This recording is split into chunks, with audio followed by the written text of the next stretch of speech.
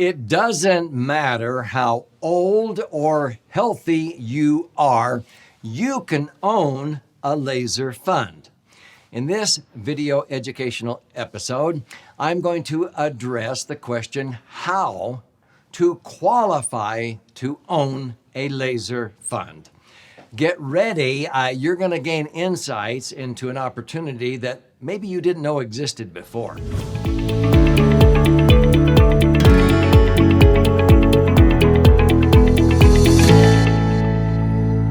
So I'm Doug Andrew. I've been helping people optimize assets, minimize taxes now for nearly 5 decades, helping people primarily save for long-term goals such as retirement, maybe college funding for their kids and grandkids, or working capital for their business, or real estate management, or emergency funds, or estate planning.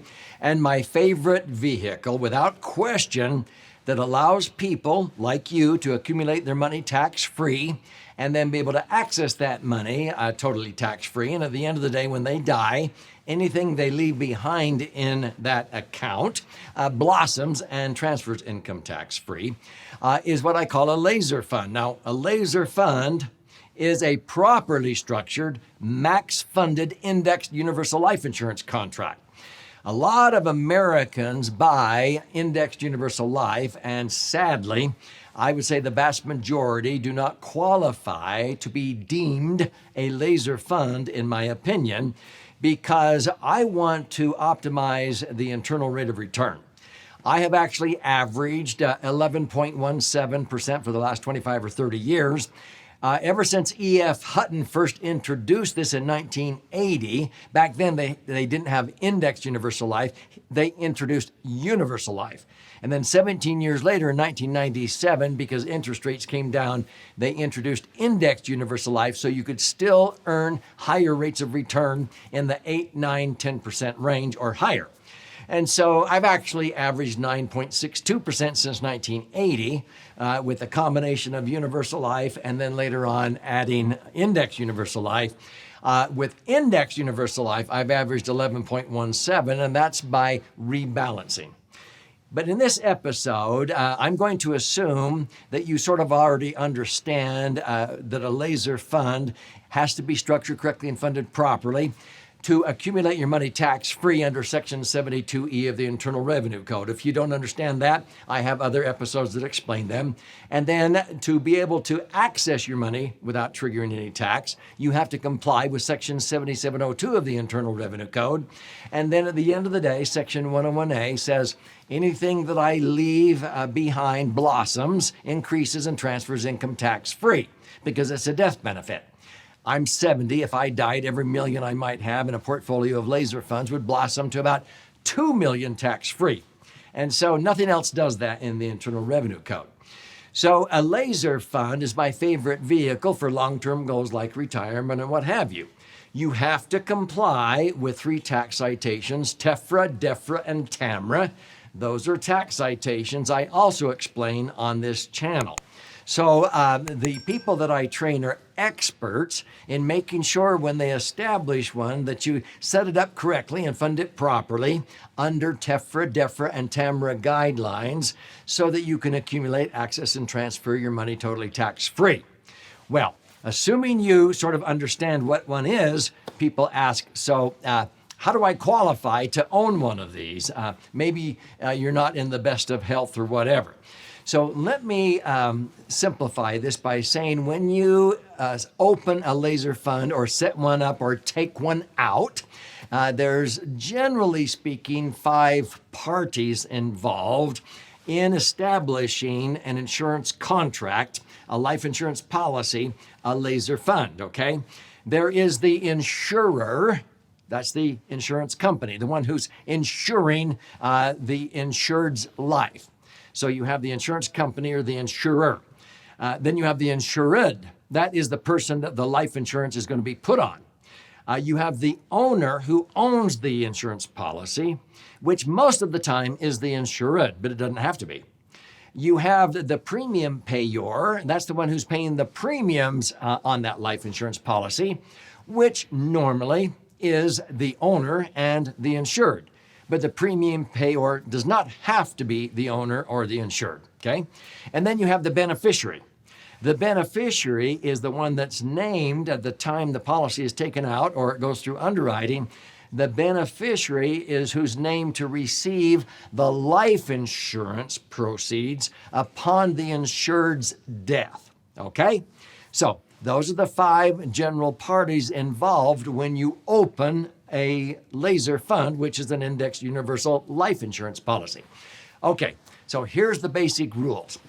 When you apply for a life insurance policy, such as a LASERFund, you must prove to the underwriter the reason and justification for the insurance policy, the amount of insurance you're applying for. That surprises some people. Some people go, why can't I just take $10 million of life insurance if I want? Well, because there are crazy people in the world that belong to cults, and they will take out $50 million, $100 million life insurance policies and then strap bombs around themselves and blow themselves up so that they leave behind millions of dollars tax-free to their cult or their organization or whatever, because they're going to be saved in heaven if they do that. Yeah, believe me. There are nuts out there. So you cannot just go take out as much life insurance as you want. You have to qualify from a financial standpoint and also from a health standpoint. So the general qualifications when you are applying for life insurance, whoever is the insured has to be insurable, okay? And so you have to pass, the health exams and what have you. And it doesn't mean you have to pass with flying colors. You could have even had a heart attack and they did heart surgery, or you could have had quadruple bypasses 7 years ago. And if you got a clean bill of health, you qualify. Sometimes people rule themselves out because they're diabetic or they had a heart attack. No, you would be surprised how many people actually qualify, because under TEFRA and DEFRA, if you can qualify for the insurance, and even if the insurance company rates you at a higher risk than a standard person that hasn't had a heart attack or diabetes or whatever, if they rate you a table A, B, C, D, it doesn't matter, you can squeeze down the death benefit under TEFRA and DEFRA so that your rate of return, you can earn 11 and net 10, just like a healthy 22-year-old athletic marathon running female. See, you can earn 11 and net 10 like she can, because even though a friend of our family who was 78 years old when he came to us, he had 3 blocked arteries. They did treat it with angioplasties, okay? He had adult onset diabetes. He had a prostate cancer episode. He had 6 sisters predeceased him and 3 brothers. He was rated table D, but he was able to earn 11 and net 10. He put in $500,000 and started pulling out $50,000 a year tax-free back in the 1980s. He got 11 netted 10, just like the 20-year-old, because the amount of insurance he was required to have was way less than if a 22-year-old had walked in with $500,000. Now, most 22-year-olds don't have $500,000, but folks, TEFRA and DEFRA gave parity, meaning equality if you're using it for living benefit. That's why it's imperative you go to an agent that understands how to do this right. So, but you have to be insurable. Now, what if he had not been insurable? What if the insurance company said, no, we don't even want to insure you? Okay. Then we use a surrogate. A surrogate could have been his wife if she passed the physical exams. It could have been his adult children or many adult children. It could have been a business partner. And so you can use a surrogate, and he would own the IUL policy on his wife or his kids.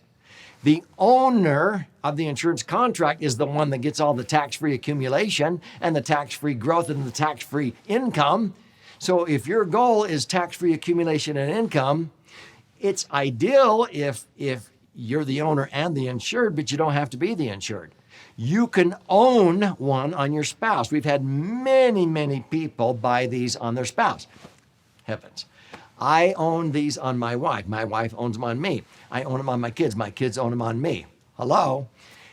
The owner gets the tax-free accumulation and tax-free access. Now, there's another requirement. You have to qualify financially. So when you're young, if you're the insured, you can qualify usually as a factor times your income. So let's say you're making $100,000 a year. Usually in your 20s and 30s, when you're young, you have little children, an insurance company without question will insure you for 30 times your income, because if you happen to die, your widow, your family's going to need about 30 times that, or about $3 million to be able to have the music lessons, go to college, go to school, and not outlive their money, because there's a long time before your widow would probably die, or your children. Now, the older you get, if you turn 60, you will not qualify for 30 times your income. Your income will likely be higher, but maybe you'll only qualify for 6 or 8 times your income, or 1 times your net worth, sometimes higher than that, because your net worth might be, $3 million at that point. So without question, they'll insure you for 1 times your net worth, because you may owe estate tax if you die, or you're wanting to replace assets. And so you can qualify for a factor times your net worth or a factor times your income, but the older you are, the factor is lower. Does that make sense? So there's not just the sky's the limit. There is a limit based upon your net worth or your income the older you get. Now, one other requirement when you apply, you must prove to the underwriter that there will be an economic loss suffered by virtue of the insured's death by the beneficiary named at the time of underwriting. In other words, you can't just name anybody a beneficiary. You've got to say, this beneficiary will suffer economically $1 million or $1.5 million for these reasons by virtue of this insured's death.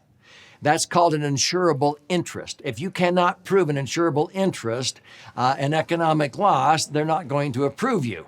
Now, you can change the beneficiary the month after you take out the policy to a church, a charity, or whatever. But when you are qualifying, you must prove an economic loss is going to be suffered by the beneficiary named on the application. Does that make sense? Once you do that, you can have a parent own policies on their spouse or their children. The premium payor could be the family trust or the grandparents. So the premium payor could be a different party than the owner, which is a different person or party from the insured. The insured has to create an economic loss by virtue of their death to the named beneficiary at the time of the application to get approved. Once you've done all of that, later on, the owner is the one who now can make changes in the beneficiary. They can change the owner. They can't change the insured. They can sell the policy. They can do whatever they want. So when people say, how do you qualify for one? You have to qualify financially. Those are called financial underwriting guidelines, and by medical guidelines, the health. But don't rule yourself out.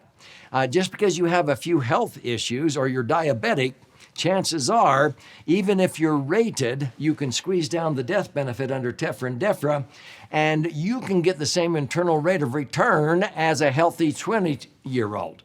If you do get turned down, okay, you can apply to another company. Sometimes some companies approve others and others don't, or you can use a surrogate. Hopefully this has opened your mind to some opportunities that you did not know existed before. But those are some ideas on how to qualify to own a laser fund, and then you can deposit the money in there. It's usually the owner that will then benefit from that money and be able to access it while you're alive. So even grandparents can fund money for their children or grandchildren, and it's their money to use for college or for the down payment on a home or for their retirement, depending upon how you want to set it up in what we call a family bank.